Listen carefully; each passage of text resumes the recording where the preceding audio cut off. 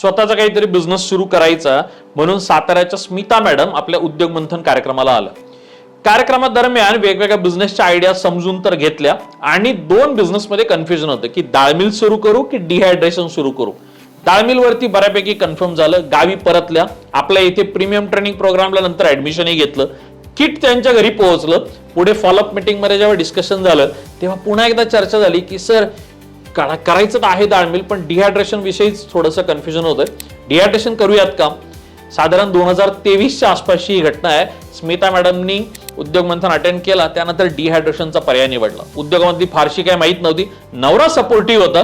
तू कर ग, आपण लॉंग टर्मचा प्लॅन करतोय, थोडासा त्रास होईल पण होईल हळूहळू असं म्हणून त्यांना धीर दिला. स्मिता मॅडमनी मजल दर मजल करत एक एक पावलं पुढे टाकायला सुरुवात केली.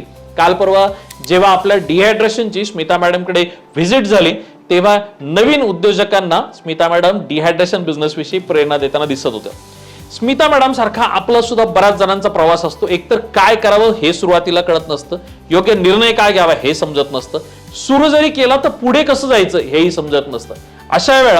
अशा वेळी सगळ्यात महत्वाचं असतं की सुरुवात व्यवस्थित व्हायला पाहिजे आणि यासाठी स्मिता मॅडमनी जो उद्योग मंथनचा पर्याय निवडला तो तुमच्यासाठी सुद्धा आहे. तुम्ही सुद्धा स्वतःचा असा एखादा व्यवसाय सुरू करण्याच्या प्लॅन मध्ये असाल तर आपला उद्योग मंथन कार्यक्रम स्पेशली लवकरच संपन्न होतो. या कार्यक्रमात तुम्हाला 50 पेक्षा वेगवेगळ्या जास्त बिझनेस आयडिया सांगितल्या जातात.